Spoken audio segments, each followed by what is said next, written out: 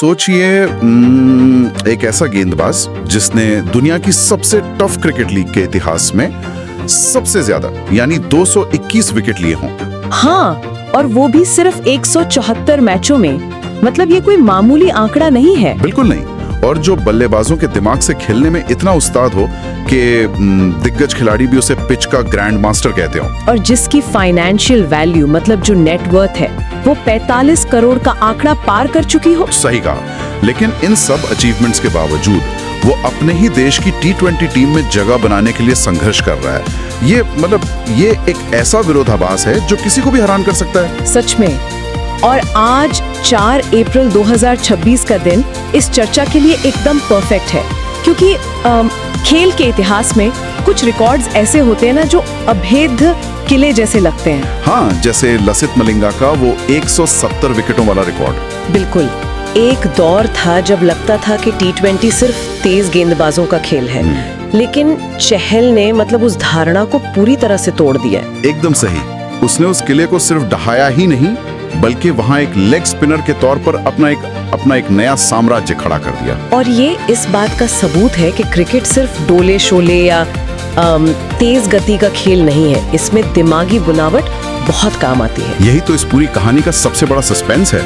T20 international में 96 और one day में 121 विकेट लेने वाला खिलाड़ी जिसके नाम 25 रन देकर 6 विकेट जैसे जादुई रिकॉर्ड हो। हाँ, और वो अगस्त 2023 के बाद से मतलब नेशनल T20 टीम से गायब है। तो आज के इस डीप डाइव में हमारा मिशन यही समझना है कि इतनी जबरदस्त सफलता के बाद भी ये दूरी क्यों है। बिल्कुल। लेकिन देखिए, इस पहेली को सुलझाने के लिए ना हमें सबसे पहले क्रिकेट की पिच से थोड़ा हटकर उस 64 खानों वाले चेस बोर्ड की तरफ देखना होगा।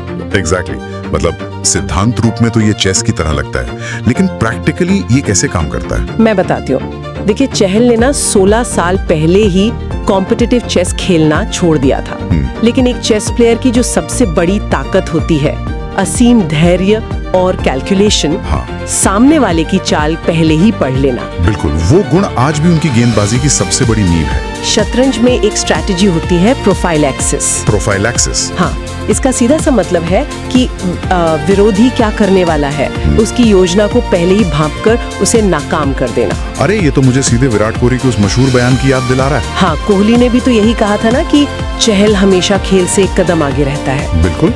बल्लेबाज के पैर अगर हल्के से भी क्रीज में हिलते हैं या उसके कंधे की डायरेक्शन थोड़ी सी बदलती है तो चहल को पहले ही पता चल जाता है। वो उन छोटी छोटी बॉडी मूवमेंट्स को पढ़ लेते हैं जिन्हें मतलब एक नॉर्मल गेंदबाज अक्सर इग्नोर कर देता है। और इसका सबसे ताजा और जबरदस्त उदाहरण हमें इसी महीने अप्रैल 2026 में देखने को मिला। वो चेपॉक वाला मैच। हाँ, पंजाब किंग्स और चेन्नई सुपर किंग्स के बीच का वो मुकाबला।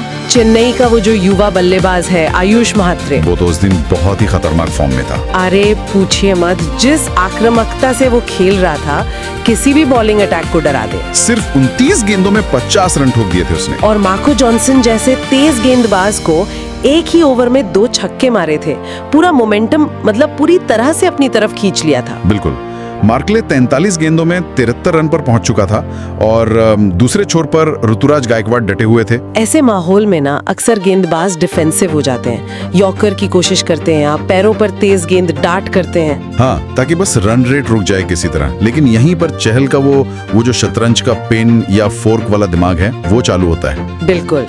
तेज गेंद फेंकने की बजाय उसने गेंद की स्पीड को और कम कर दिया। हवा में गेंद को धीमा छोड़ना यानी एकदम फ्लाइट देना। हाँ। लेकिन एक सवाल है, जब सामने वाला बल्लेबाज इतने खतरनाक फॉर्म में हो, छक्के मार रहा हो, तब उसे ऐसे हवा में गेंद देना एक बहुत बड़ा रिस्क नहीं है? देखिए, यही तो वो मनोवैज्ञानिक और फिजिक्स का जाल है जिसे समझना जरूरी है।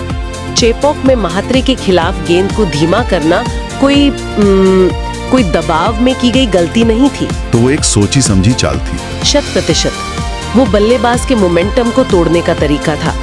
जब गेंद हवा में ज्यादा देर रहती है तो उस पर हवा का दबाव और उंगलियों के रेवोल्यूशंस काम करते हैं। अच्छा, जिससे गेंद पहले गिरती है। बिल्कुल। इसे क्रिकेट की भाषा में डिप कहते हैं।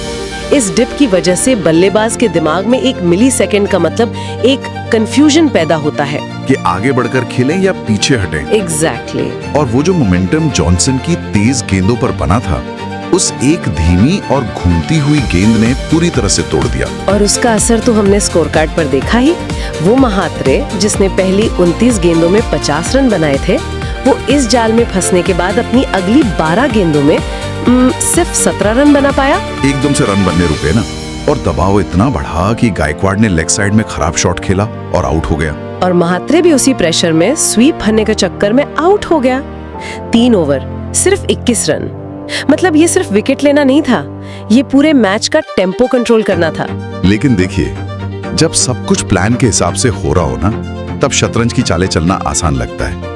असली टेस्ट तब होता है जब बल्लेबाज आपको पीट रहा हो। ये बात मुझे सीधे उस खौफनाक किस्से की याद दिलाती है जब युवराज सिंह क्रीज पर थे। ओह, मुंबई इंडियंस बनाम रॉयल चैलेंजर्स बेंगलुरु वाला मैच, वो कोई नहीं भूल सकता। युवी ने चहल की लगातार 3 गेंदों पर 3 गगनचुंबी छक्के जड़ दिए थे। उस वक्त कोई दिमागी चाल, कोई ड्रिफ्ट या डिप काम नहीं आई थी। एकदम, बल्लेबाज पूरी तरह से हावी था। अगर कोई नॉर्मल गेंदबाज उस सिचुएशन में हो तो पहली प्रतिक्रिया क्या होगी? वो घबरा जाएगा। वो कोशिश करेगा कि गेंद तेज और शॉट फेंके ताकि बल्लेबाज को हवा में खेलने का टाइम ही ना मिले। बिल्कुल, लेकिन जब कोई बल्लेबाज 3 छक्के मार चुका है तो उसे फिर से वही ललचाने वाली गेंद डालना, उसे और ज्यादा हवा में उछालना, ये सुसाइड नहीं है। शतरंज में ना एक टर्म होती है गैम्बिट। गैम्बिट? हाँ, इसमें खिलाड़ी जानबूझकर अपने एक मोहरे की बलि देता है ताकि सामने वाले राजा को बड़े जाल में फंसा सके। अरे वाह! लगातार 3 छक्के खाना वो बलि थी, और चौथी गेंद पर अपनी रणनीति ना बदलना, ये उनकी मानसिक मजबूती थी। एक लेग स्पिनर का असली हथियार गति नहीं, धोखा होता है। मतलब डिसेप्शन। हाँ, अगर वो स्पीड बढ़ा देते तो शायद युवराज 1 रन लेकर स्ट्राइक बदल लेते।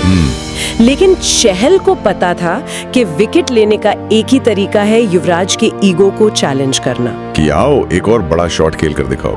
बल्लेबाज के दिमाग में ये भ्रम डालना कि गेंदबाज हार मान चुका है। एकदम सही। और ये दिखाता है कि उन्हें खुद पर कितना गहरा भरोसा है। चौथी गेंद पर फिर से वही फ्लाइट, गेंद हवा में ड्रिफ्ट हुई और युवी एक और बड़ा शॉट मारने के चक्कर में आउट हो गए। वो सिर्फ विकेट नहीं था, वो एक स्टेटमेंट था कि चाहे जितनी मार पड़े मैं अपनी शर्तों पर ही खेलूंगा। बिल्कुल। अब यहाँ से ना इस चर्चा का सबसे उलझावा पहलू शुरू होता है। एक गेंदबाज जो दबाव में इतना निखरता है, आईपीएल का सबसे सफल बॉलर है, वो फिर अगस्त 2023 के बाद से टीम इंडिया से बाहर क्यों है? ये सवाल तो बहुत लोग पूछते हैं। मतलब T20 में 25 रन पर 6 विकेट के बेस्ट फिगर्स होने के बावजूद उसे बेंच पर बैठना पड़े, ये थोड़ा लॉजिक के बाहर लगता है। देखिए, इसका बहुत ही तार्किक विश्लेषण इमरान ताहिर ने किया था। उन्होंने कहा था कि चहल को इसलिए नहीं निकाला गया कि उनका फॉर्म खराब था। तो फिर वजह क्या थी? वजह ये थी कि कुलदीप यादव ने अपने गेम को एक लेवल ऊपर कर लिया था। कुलदीप यादव का वो जो कमबैक था वो वाकई शानदार था। रोहित और द्रविड़ के टाइम में उसने अपनी स्पीड और रिलीज एंगल पर जो काम किया, वो कमाल का था। एशिया कप 2023 में पाकिस्तान के खिलाफ 5 विकेट और फिर वर्ल्ड कप में 15 विकेट। उन्होंने खुद को टीम के मेन स्पिनर के रूप में सेट कर लिया था। लेकिन मेरा एक सवाल है, क्या एक टीम में 2 रिस्ट स्पिनर्स एक साथ नहीं खेल सकते? मतलब पहले तो कुलचा की जोड़ी बहुत सक्सेसफुल थी। पहले थी, लेकिन आधुनिक क्रिकेट में ना एक कड़वी सच्चाई आ गई है जिसे टीम बैलेंस कहते हैं। हाँ, ये वर्ड बहुत सुनने को मिलता है आजकल। भारतीय टीम मैनेजमेंट को लगने लगा कि 8वें और 9वें नंबर पर भी ऐसे खिलाड़ी चाहिए जो 15-20 रन बना सकें। इसीलिए जब अक्षर पटेल इंजर्ड हुए तो उन्होंने प्योर बॉलर की जगह आर अश्विन को बुलाया। बिल्कुल, अश्विन स्पिन के साथ साथ बैटिंग का भी एक अच्छा विकल्प देते थे। तो यहाँ चीजें बहुत सीरियस हो जाती हैं। मतलब आधुनिक क्रिकेट में यूटिलिटी ने स्पेशलाइजेशन को रिप्लेस कर दिया है। एक तरह से हाँ। क्या विशुद्ध गेंदबाज होना जो सिर्फ विकेट लेना जानता है वो एक अभिशाप बन गया है? मतलब आपको टीम में जगह इसलिए नहीं मिलेगी क्योंकि आप 9वें नंबर पर छक्के नहीं मार सकते। इसे आप भटकाव कह लीजिए या खेल का विकास, लेकिन सच्चाई यही है। वाइड बॉल क्रिकेट अब इतना अग्रेसिव है कि टीमें 11वें नंबर तक बैटिंग चाहती हैं। कोई कोना कमजोर नहीं छोड़ना चाहते। एकदम। जब आपके पास जडेजा, अक्षर या वॉशिंगटन सुंदर जैसे ऑप्शन हो जो रन भी रोकें और मैच जिताओ पारी भी खेले, तो एक प्योर लेग स्पिनर का फिट होना मुश्किल हो जाता है। यार, ये रियलिटी तो किसी भी खिलाड़ी को तोड़ सकती है। मतलब नेशनल टीम से बाहर होने का सीधा मतलब होता है करियर खत्म, स्पॉन्सर्स भाग जाते हैं, मीडिया भूल जाती है। लेकिन चहल की कहानी में ऐसा नहीं हुआ। जब नेशनल टीम के दरवाजे बंद हुए तो उन्होंने आईपीएल को ही अपना अंपायर बना लिया।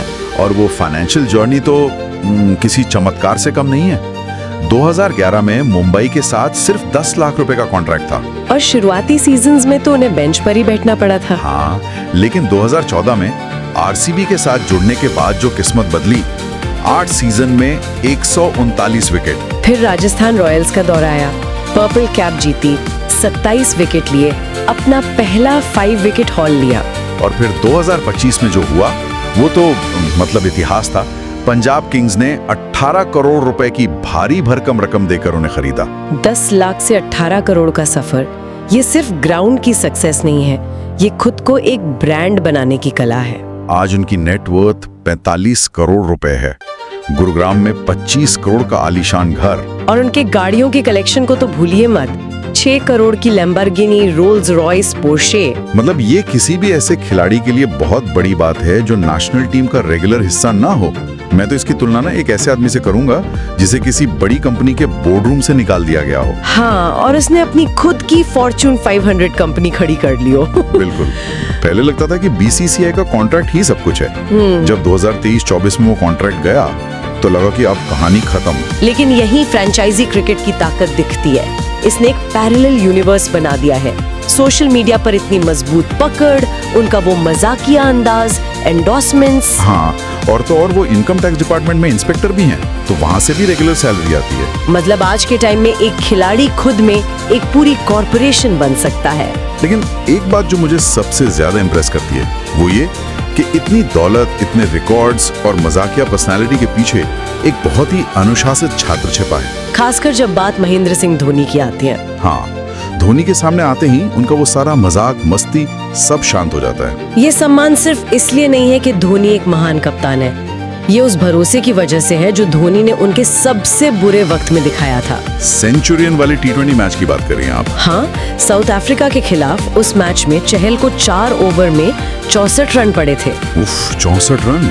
एक लेग स्पिनर के लिए तो ये किसी ट्रॉमा से कम नहीं है। बिल्कुल, और एक ऐसा गेंदबाज जो सिर्फ खुद को बैक करने पर खेलता हो, उसके लिए ऐसे आंकड़े उसका पूरा कॉन्फिडेंस तोड़ सकते हैं। ऐसे नाजुक वक्त में एक कप्तान या तो आपको बना सकता है या खत्म कर सकता है। और धोनी ने वही किया जो एक महान लीडर करता है। उन्होंने कोई गुस्सा नहीं किया, कोई टेक्निकल ज्ञान नहीं दिया।